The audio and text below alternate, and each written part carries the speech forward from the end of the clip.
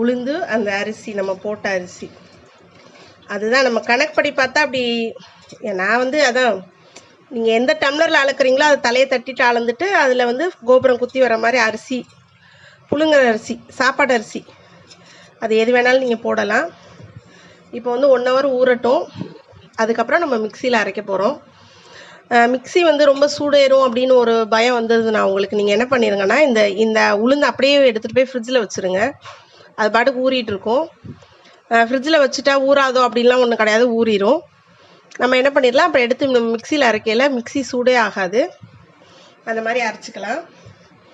இப்போ நம்ம 1 ஹவருக்கு அப்புறம் இதை பார்ப்போம். ஃப்ரிட்ஜில் வந்து ஊற வச்சிட்டேன். இப்போ பாருங்கள் நல்லா ஊறிடுச்சு. 1 மணி நேரம் இந்த அரிசி உளுந்துமா. இப்போ இதை மிக்சியில் போட்டு அரைக்க போகிறோம். மிக்சியில் வந்து இதை அரைச்சிக்கலாம்.